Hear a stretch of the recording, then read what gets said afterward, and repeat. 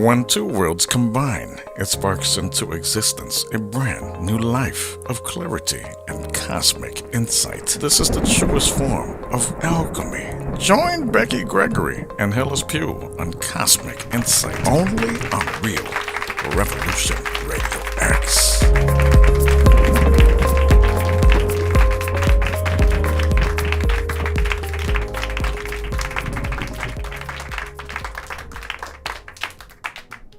Well, hello, Cosmic Explorers. Welcome to Cosmic Insight here with Rebecca Gregory and I'm Hillis Pugh, and welcome to another edition of Cosmic Insight. I am thrilled to have our very special guest, dear friend, soul sister.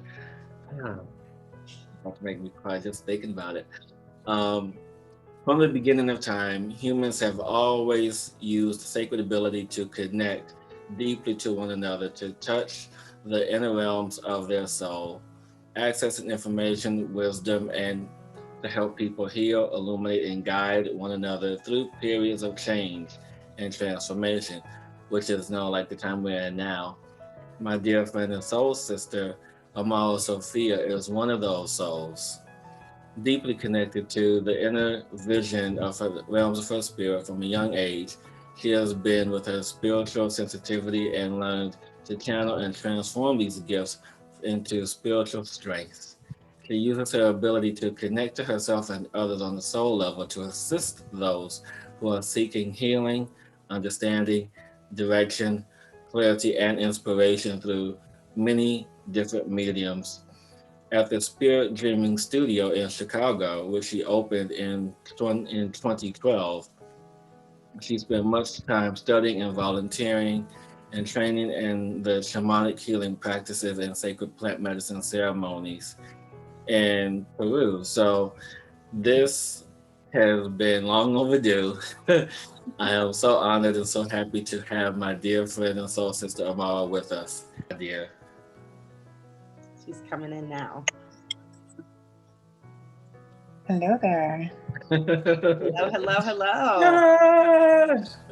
I'm just beaming with joy because, you know, you and I, we've been friends for such a long time. And, you know, just to share this platform with you and for others to hear your story, to know about you, is just magical.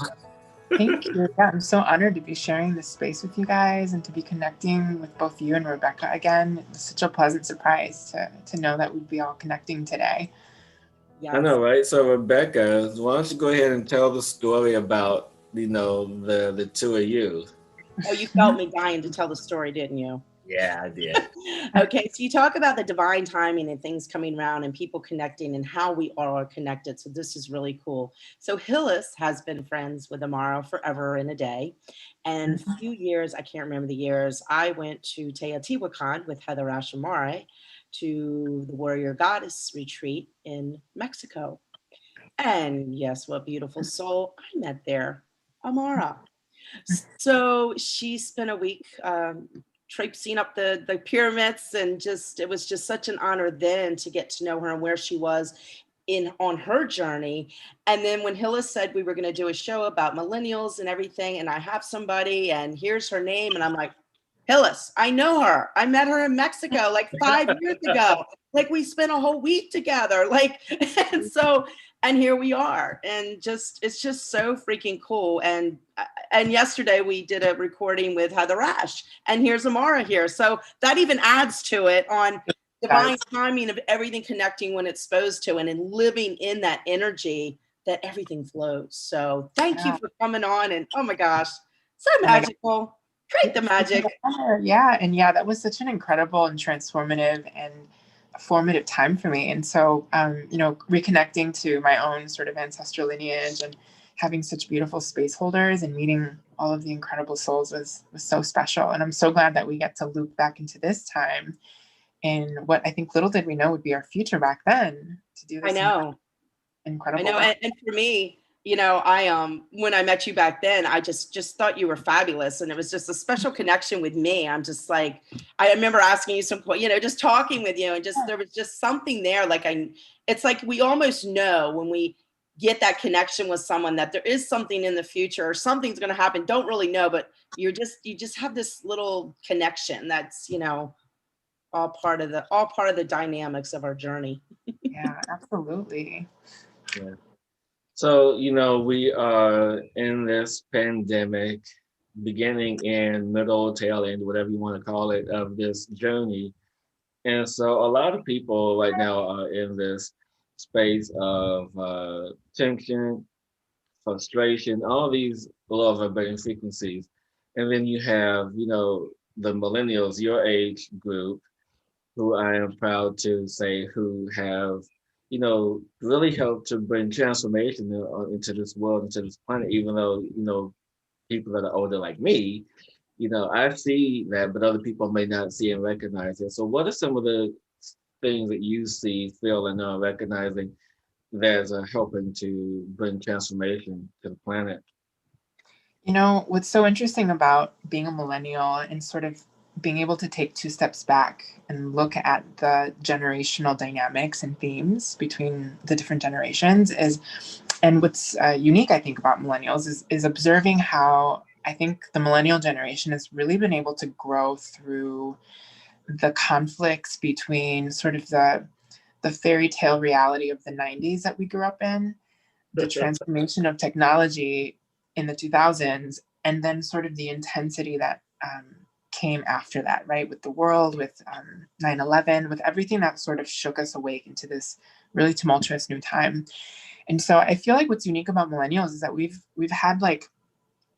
been sandwiched between, I think, like these experiences that really have pushed us and have shaken us and have really shown us, I think, what isn't working in our society.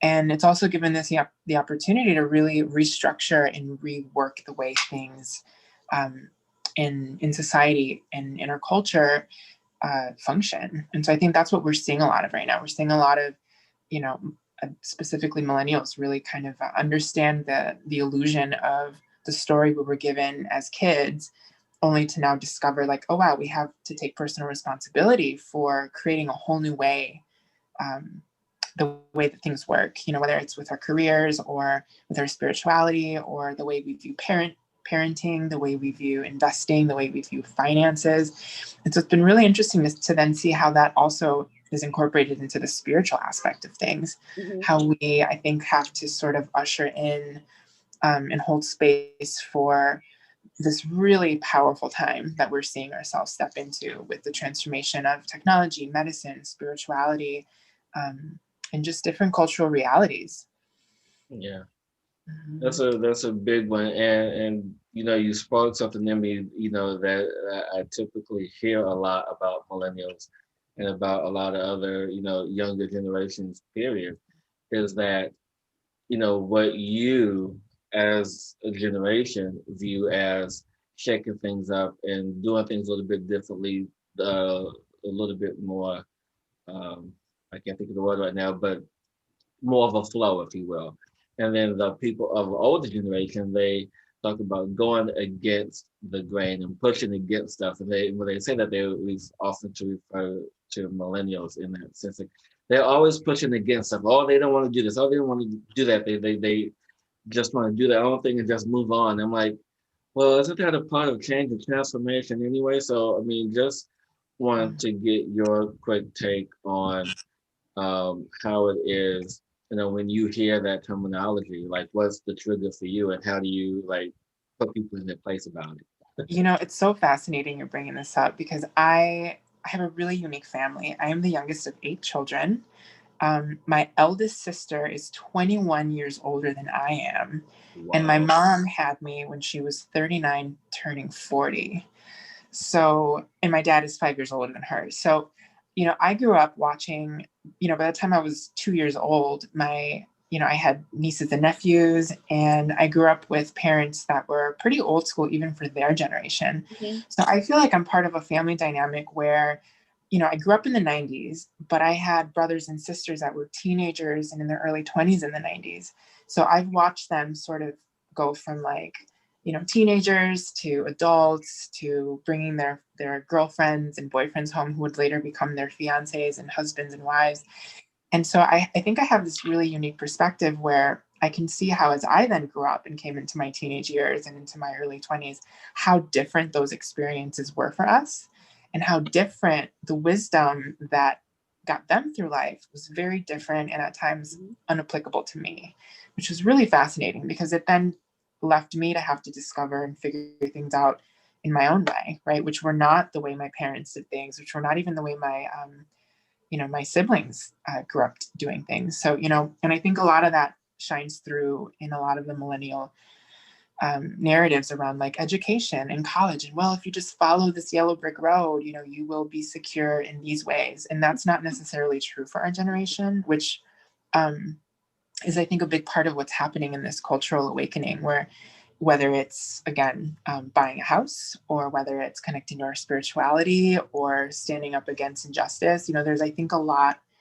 of that angst that we have with like being given this story as kids growing up in the 90s about how the world works, and then discovering, wait, that's not applicable anymore, or these things have changed, or we have collectively, we've been sold this package that we can't redeem in life, right? So I think there's a lot of intersecting aspects to it, but I can definitely attest to that process in my own world. So it's been pretty powerful. It's been pretty intense to live through it all. Wow. And I have a daughter who's a millennial as well. So, and I know for her, one of the biggest struggles, and other millennials that I have met and, had the opportunity to act with, there's this almost this feeling like you guys, your generation, is to take on the world, and that responsibility level, like only you can do it. Like I find a lot of them like it's just up to us and only us. Do you find that being? And they get this mind. I'm sorry. There's a squirrel crawling up the tree right now that's like looking at me, like distracting me here. Shiny thing syndrome. But do you find that pressure, I guess, being a millennial and where you are in this life, and actually having the beautiful upbringing to see different levels and different phases of this millennial transformation coming into play? What has been your biggest challenge, I guess, looking at the world from different points of view, being a millennial? And do you feel that pressure, like it is up to our generation to do it all, and like got to do it now, don't have, just like have to change now, instead of settling back and allowing the flow? It's just I feel like it's such a rush, like it has to happen right this moment. Do you feel that? Are you up in that? And just my point of view of just observing different millennials I've met along the way, including my own. Totally. No, you're not wrong. I mean, I think that definitely I felt so much more of that in my early 20s. And I'm sure it's also part of just, aging a little bit. I'm now 33. And so there's a part of me that's just like, when it comes to certain things in the world, I just roll my eyes sometimes because I just feel so exhausted. But what's really fascinating, I think, from a more spiritual perspective is really sort of the concept of the millennial generation being the generation where the indigo children sort of came in. And it wasn't until I started understanding the concept of what that sort of terminology sort of meant.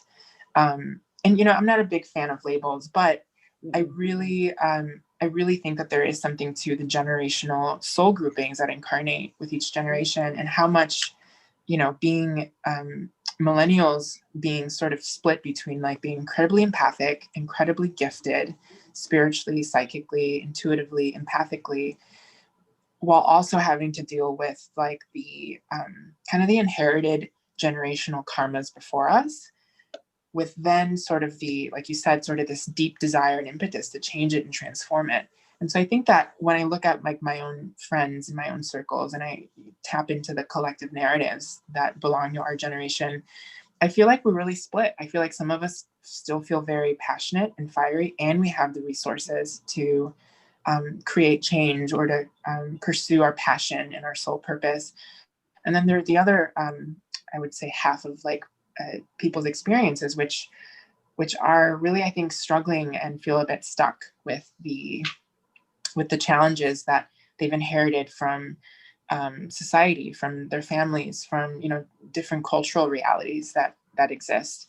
And so I feel like there's a lot of different intersecting things that play out in our generational narratives that are actually currently, I think, being healed, transformed, and challenged, which is really exciting. So I'm still excited about it. I feel that a big part of my work as a healing facilitator and a shamanic healing practitioner and reader is to really hold space for the people that are coming into that transformative chrysalis in their lives, where they can, you know, shift things and empower themselves to really feel that they can rewrite the story for themselves, energetically, mentally, emotionally, and spiritually. So I feel like right now we're all in this pressure cooker with each other as a society, especially in this country, of course, being from the US, you know, we're all sort of feeling this ebb and flow of intensity and transformation and challenge and struggle, and we're all in it sort of together, even though we each have our own role. And so it's really fascinating to see the alchemy of that, and how generationally it's relevant, and yet sometimes it's irrelevant because we're all in it together no matter what generation we're from. So it's really a fascinating thing to look at, but also let go of at the same time. So agree with you. Yeah. So do you have any recommendations for any millennials watching right now that kind of helped you in a way keep yourself balanced through all this? Any like just kind of quick little insights to assist to, you know, a millennial that might be struggling? Yeah, so I think the first thing that I really had to do in my journey was I really had to take back my power from the stories that had been sort of installed or given to me that I inherited in life. The first big one was about money. You know, so from a very young age, you know, I was told, you know, I had to grow up and have a good career, and that looked a certain way for my family and for my father in particular. So when I opened up about, you know, wanting to explore my spirituality, and when I then discovered, you know, my gifts of, you know, clairvoyance and intuition and the capacity to channel energy, I felt a deep call where I was conflicted for such a long time between, do I pursue this or do I pursue a traditional, you know, path with like college and things like that. And I definitely tried. So when those things fell apart, the first thing I had to do was empower myself to really understand that everything I knew about reality, about money, about, you know, the things that I'd been given, I had to sort of set them aside and really allow my deeper purpose to come to the surface. And I know so many people that have that impetus, that drive, that deep feeling that there's something more to their lives. And so the first thing I would recommend is really becoming intimate with what that inner voice within you is guiding you to and is trying to show you. You know, for example, my boyfriend, he is a chemist by trade, he's a scientist, but he's also a musician. And when I watch him play music, I see how he opens up and channels like this incredible genius that's just part of the invisible realm of his spirit. And, you know, and I've seen him sort of struggle between like, well, you know, I want to pursue this, but I also feel bound to like my academic journey. And so for a lot of us, it's holding two different worlds. It's like a very shamanic path where we have to sort of dance between worlds. But we really have to empower ourselves to understand, you know, what are the narratives that serve my purpose and what are the narratives that inhibit me or that, you know, hold me back or that don't allow me to explore my truth and my freedom. And so I would really begin with assessing, like, do I really need this thought? Is this really true? Is this idea or narrative or story that's most likely rooted in survival, which is, I think, what the past couple generations were trying to move past, right? Are these holding me into my greatness? Yes. Thank you for that information. It's wonderful, wonderful. It is. And what was fascinating about that, because you just hit on something I was going to ask you about, which was what is one of the common threads that you see in all generations, and that is the one of survival that you just mentioned. And as we, as a culture, as a society, and not just here in the Western world, you know, in America, but globally, that you know is the underlying thing in all generations, in all cultures, in all races, in all ages, that we have an inherent desire to survive. And you know, it looks different for everybody, but that's the underlying thing, that we all want to move into a level of, okay, I want to move past this space of surviving and into thriving, into feeling good, into feeling better. And how do I do that? And so it gets to a point where, do I just throw my hands up and give up, or what is it that I keep trying? And just real quick, I just want to share with everyone that when I started my journey, this dear soul was the first one to help really guide me on my path. One of the things that she was so insightful, and one of the things that she gifted me was this guy, this fluorite crystal. And after the reading, there was so much joy, so much energy, and after that guidance, I have treasured this so much because of what it meant in that moment, because of me allowing myself to open up to receive. And I, with every class that I teach, this is my example here for people to open up to receive. And wouldn't you say that now is the time? Doesn't matter what generation you are, whether you're a millennial, Generation X, Y, Z, A, B, boomers. that, you I know, can mess with all that. yeah, exactly, right. That you have to allow yourself to open up to receive. And when you say that's definitely part of the process. Oh, 100%. Yeah, receiving downloads, receiving even just new, neurological responses from your own brain. Like it's really fascinating to see how, the macro and the micro of the way we think and the way our futures are forming, not just as generation, but as a species. I think it's so fascinating and it's so important, and yeah, absolutely receiving. And really, I think also trusting that we can own the truth that is within us, no matter how scary or big or daunting it might seem.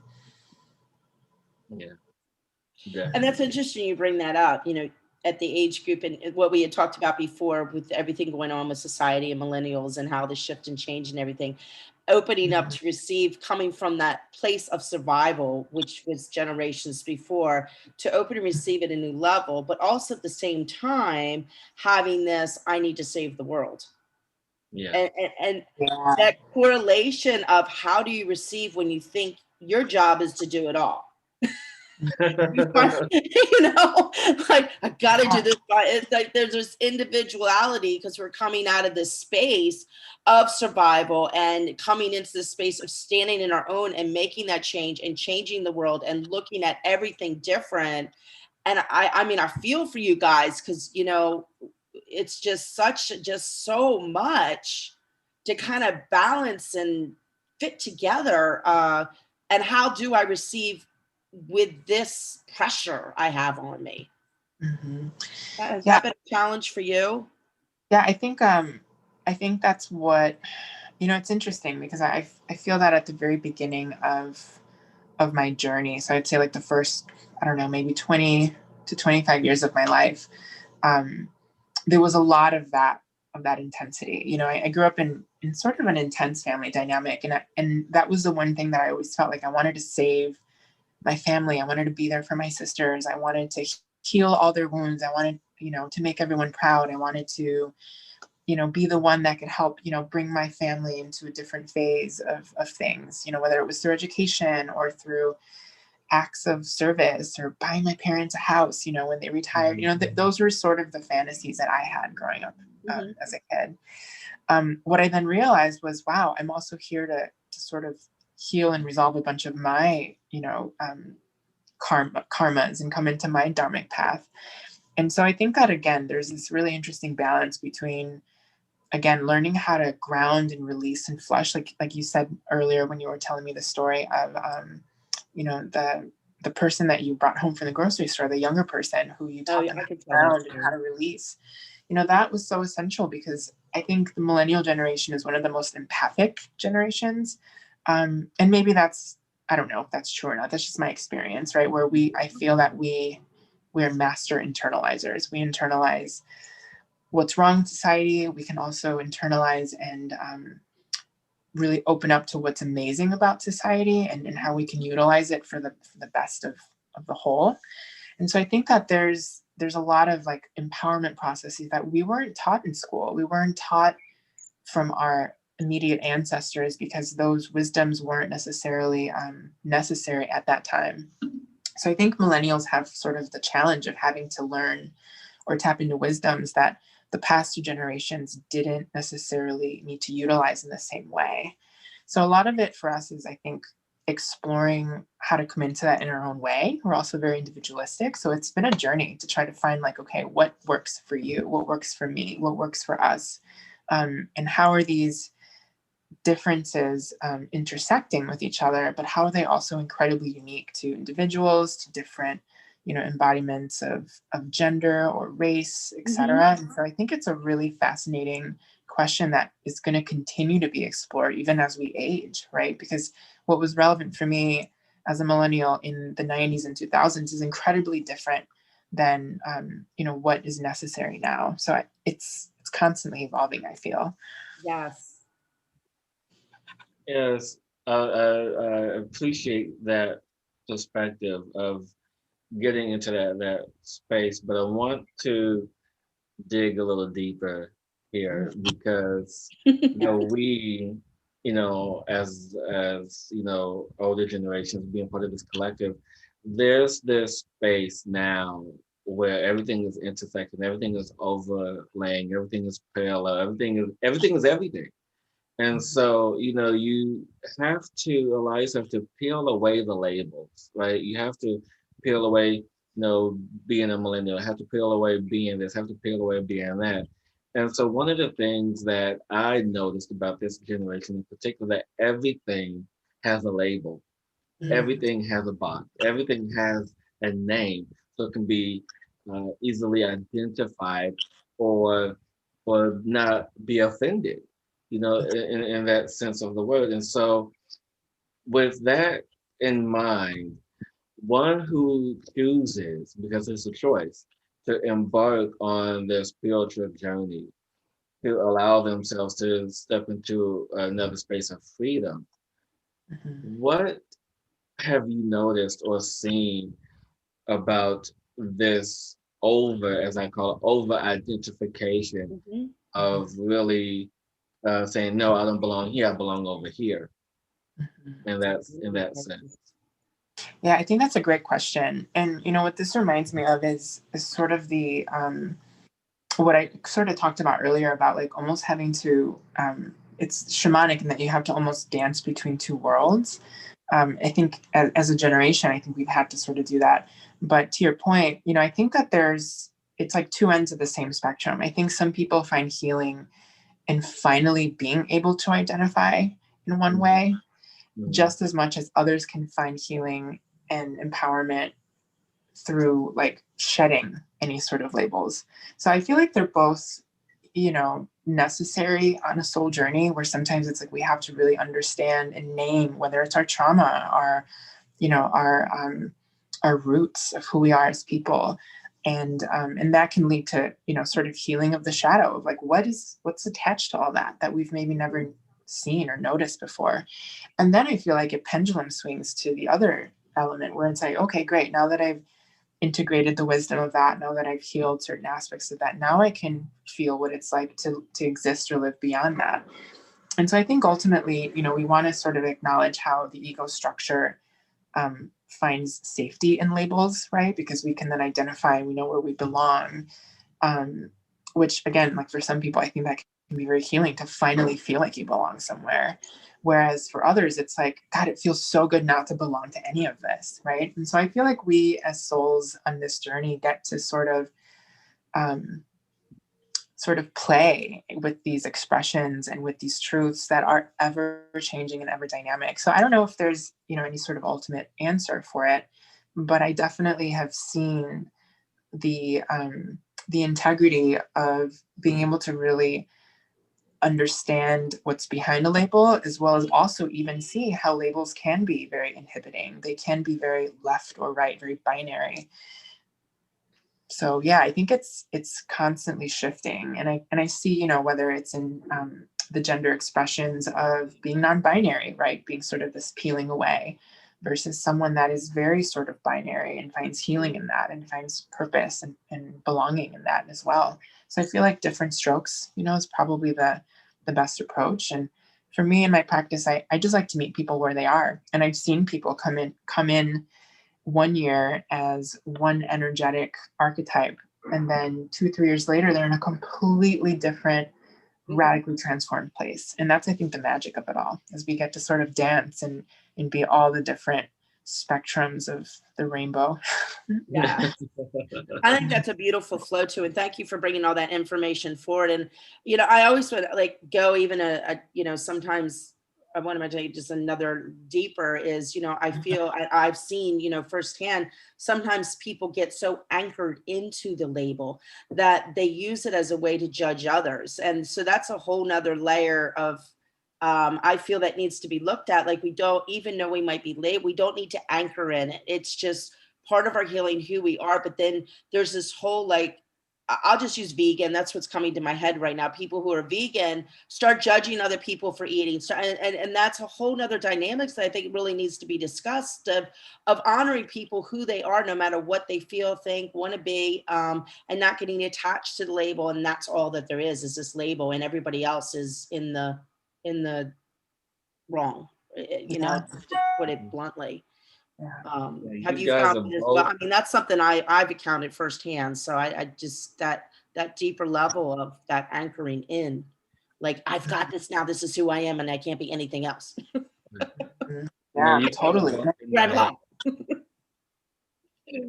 Because you talked about the shadow work, and you talked about the whole other label. So, and that's one thing I want to explore even more, because, as we are doing this experience, because there's so much transformation happening now, that we have to have the courage to do the shadow work. We have to stop spiritually bypassing everything, because everything isn't always happy-go-lucky when you're this spiritual being. It's not. I mean, there's upheavals, there's this and that. Well, I mean, from my own personal experience, or your personal experience, and our shared experiences, even when we did plant medicine together in the studio. Yeah, I'll never forget that night. Yes. Yeah. Lovely plant medicine. So how people in general, millennials, can really step in and embrace the shadow, embrace the darkness, because that's a part of who we are. 100%. And that's one of my favorite lessons that ceremony work and medicine work has taught me shamanic work, essentially, is really being able to hold two opposing truths in the same space within myself. Yes. So, is this all illusion? Yes. Am I also painfully here sometimes? Absolutely. Right. So those are two realities that it's like, I want to fight both of them. And yet I think the healing in my journey has come from, like, being able to allow them to sit at the same table with each other, and to coexist, and to really lean on the medicine of both, which I think is a big part of, all spiritual path work, because that ultimately, I think, leads to that doorway of transcending all of it, even if it's just for a moment in time. So if I can hold this truth and I can hold that truth, and I bring them together, it creates its own unique alchemy that then allows me to pierce beyond it, which then allows me to then get more anchored and grounded in my experience now. And so I feel like it creates this crisscross of energy that, that's, I think, one of the pearls that, shamanic work has to offer the world here, especially the Western mind. That's very binary. It's very, you're either a Democrat or Republican. Like, it's so split. And it's like, what happens when we allow it to merge? What can we learn about ourselves and about the world around us when we can hold those opposing truths at the same time? Finding that balance between it all, and not pushing either side away, that it's all part encompassed in one, and finding that balance to be aligned to it all. Yeah, 100%. It's all about the balance. Yeah, so I'm curious. I know, obviously, that we're sort of playing with the topic of, like, millennials, which puts us into kind of like this sort of segregated generational narrative, which I know is ultimately illusion, right? Because the second we drop the skin, we're all energy. But I am curious, in your guys' experience, and both of you, how do you both? I knew this was coming. Yeah, how do you feel that you've embodied your generational narratives, and how have you transformed them for for your own healing, your own transformation? What are things that you guys have had to shed or challenge or transcend? You want to go first or should I? You can go first. You look like you're ready to go. Or I can go. Your choice. I can go. It's all about choice.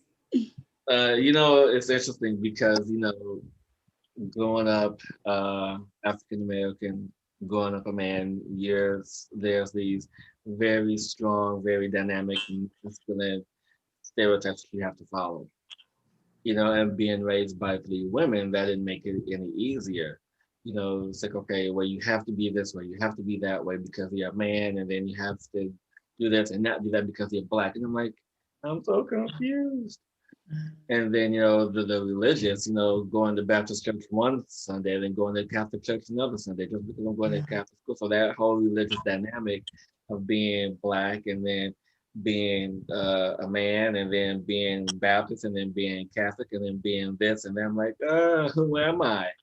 And so then later, come 16 years old, come to find out that I like guys. So I'm like, okay, that's another thing. So it's like all these layers upon layers upon layers. It's like, so it wasn't until, say like my early 20s, like 2025, I was really coming in to really embody what it was to be a Black man.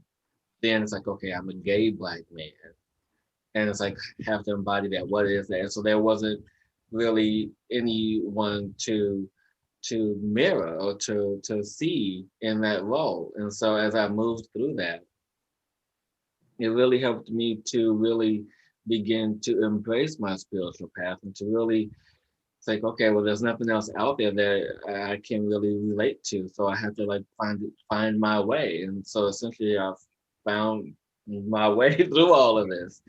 And still, there are moments where I admit there was times where I was spiritual bypass, where I didn't want to deal with all the deep, dark, and dirty stuff. But then, the beauty of dealing with it, is the person you see now. I mean, and even now at this very moment, I'm doing a little bit of shadow work.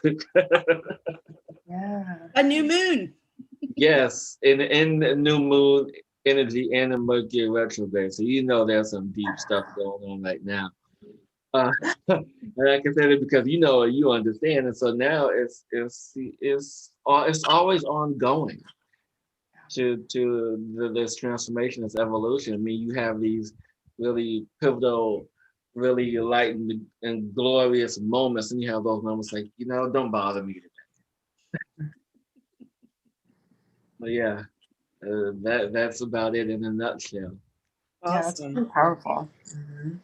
Yeah. Thank you for asking. So my story is a little different. I'm a white woman, living in a different little thing. But, I grew up once, I think I was telling Hills the other day when the main thing was like relationships with me and communication, growing up, one, being an empath and just seeing things and being shut down, growing up being Catholic, and I mean Catholic school, the whole kit and caboodle. Like I remember just sitting there like, what? I just never understood it. It never made sense to me. Like I love God and all that, but just the whole, anyway, that's a whole nother story. But being that dynamics, going through stories of being molested and things. So I grew up kind of the survival and the victim, my whole world, I'm the victim, I survival, and taking on all those roles and surviving throughout my whole entire life.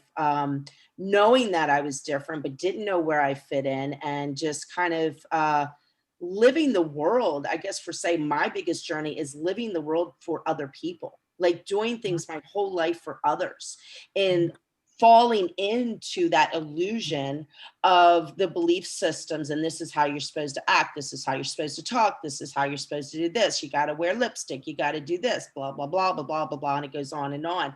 So in the constructs of that's how I kind of grew up,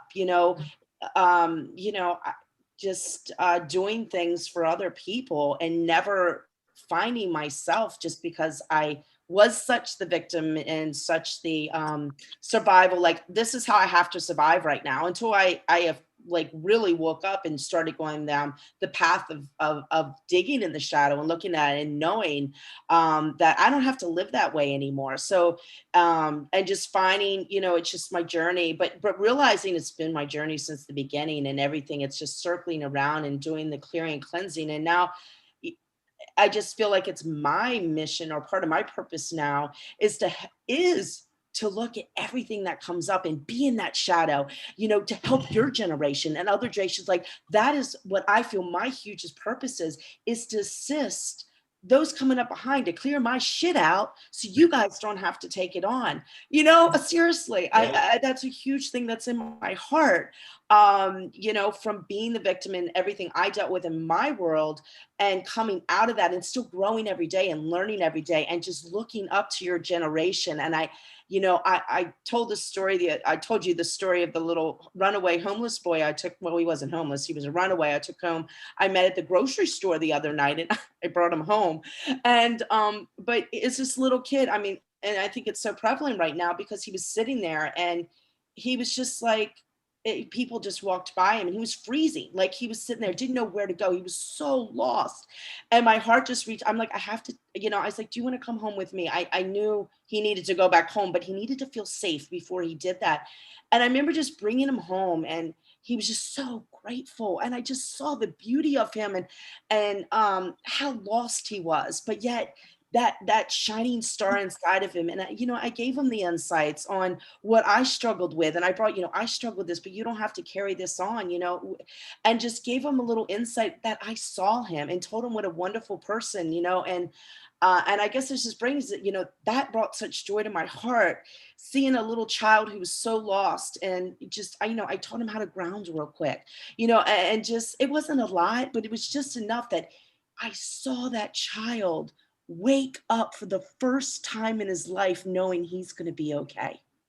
And it was so powerful. I'm going to cry right now because it was such a powerful moment, to help somebody who was lost.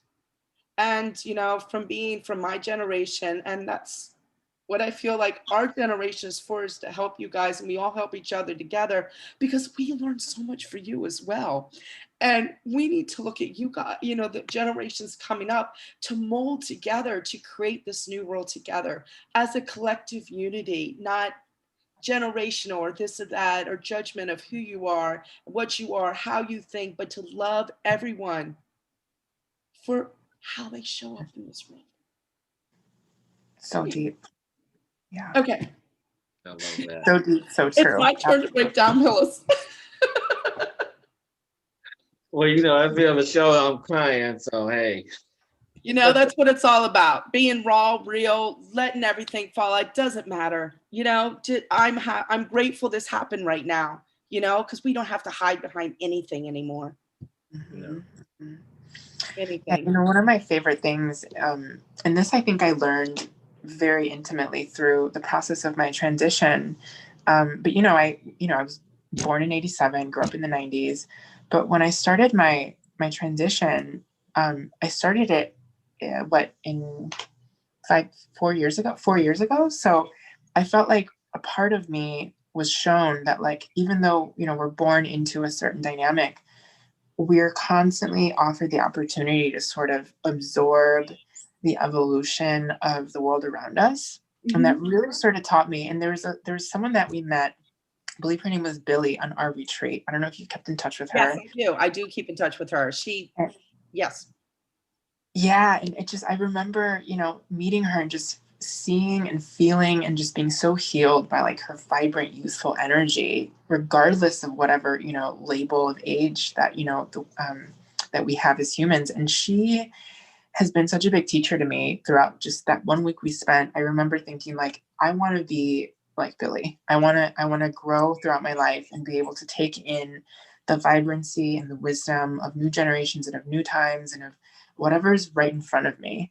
And so I feel like we all have that opportunity too, to sort of, like you said, transcend these labels and these generational elements by downloading sort of the new cosmic, cultural, societal energy in a way that feels true for us, as a way to help us stay connected to life, right? Because I think the worst thing we could do is is hold on to who we are or what we've known in a way that inhibits our ability to grow and to learn and to evolve and expand. And that's just so exciting, I think. Mm-hmm. Yeah. And I remember she had fabulous socks, really fun, funky socks. I just loved everything. I don't know about why I it. remember her socks, but I loved her socks. The things I remember, but I feel the same with her. Just yes. Yeah. You know, and one thing that I appreciate so much about this conversation, other than the fact that we have reconnected on this platform, and you know that you two have reconnected, but the underlying thing is, you know, said in everything that we talked about is show up as you are. And if you show up as you are, you have to move past whatever fear that you have of not being good enough, or not worthy enough, or I'm not pretty enough, or whatever not enough. It's just that. It's just who you are. You know, whether if you know cleaning up on your mess or someone else's mess, but it is come as you are, be as you are, show up as you are, because you are ready. You were born to do this, or you wouldn't be here right now to do it. Yeah. And being direct to express, you know. Yeah. I always say the day the fluff and stuff is over, we've got to be direct and, you know, just express who we are and don't worry about, you know, we don't need to fluff around anymore. Just get to the point. Don't waste our energy trying to navigate. We give so much energy away trying to navigate instead of just being direct with the answers or what we have to say or anything like that. So yeah, I think you just made up a new word. I think you just made up a new word. Navigate. I make all kinds of I have my own dictionary. Don't you know that? Yeah, I like that. Navigate. I'm going to navigate words. You. What?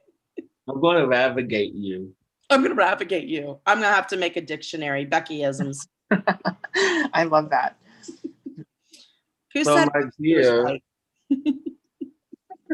where can people find you to get a hold of you?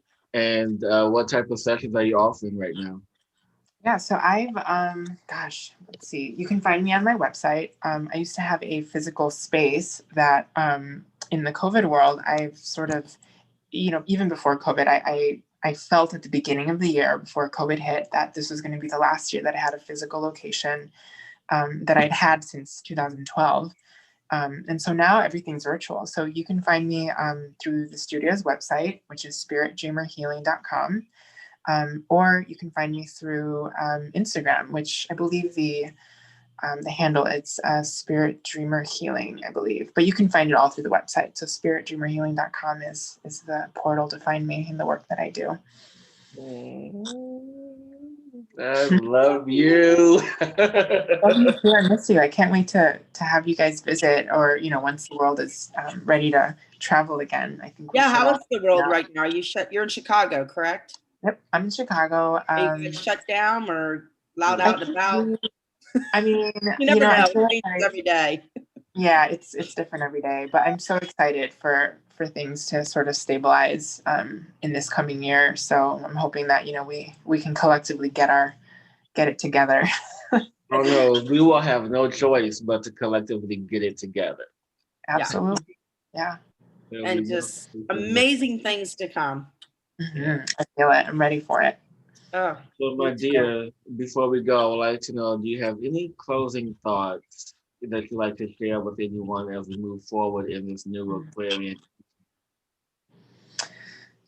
Yeah, let's see. Let me see what wants to come through. You know, I read such a really interesting quote today. I forget who said it, but it was kind of cheesy, but it just hit such a deep chord of truth in my heart. And it was something like, we're not called human doings, we're called human beings. So just be. Love it. I love and it that. Was so relevant. And I'm just like, you know what? Like in this time where we're all just gripping to like figure out like the stock market or, you know, what stocks to buy or what this to do or what, you know, thing to launch. It's just like, sometimes you just have to just be and sit with it and see what wants to like burst out of your heart when the time is right. And so that's been one of my practices recently, is just sitting and being, because I'm so used to being a little hummingbird and running around and doing this and doing that and being really hard on myself. And this past month, I've just wanted to, hibernate and just be. So Beautiful. Mhm. What a gift for yourself. Yeah, for sure. Love I feel you. that way. I love you too. It's so great to see you again, Becky. I know. Wow. How cool. Yeah. Happy ceremony sometime. Oh my gosh, 100%. I've been needing it, so we'll have We'll to talk connect. offline about that. So everyone, thank you so much for tuning in to this episode of Cosmic Insight. It has been a great pleasure my heart is just filled with love right now. Thank you so much, everyone. And see you next time. Thank you, Amara, for joining us. It's been such a Thank you. delight.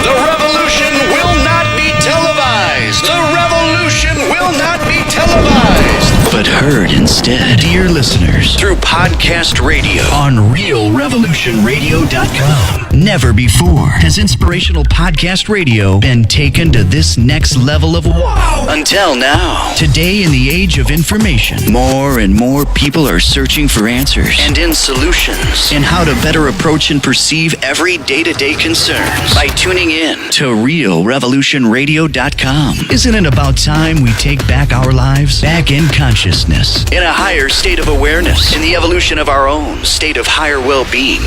Yes, we can do so consciously every day by tuning in to the many groundbreaking and third eye-opening podcasts. Our new Cleveland-based network of over 33 paradigm-shifting internet talk shows. Only on realrevolutionradio.com. Be part of that change. Evolve. Be inspired.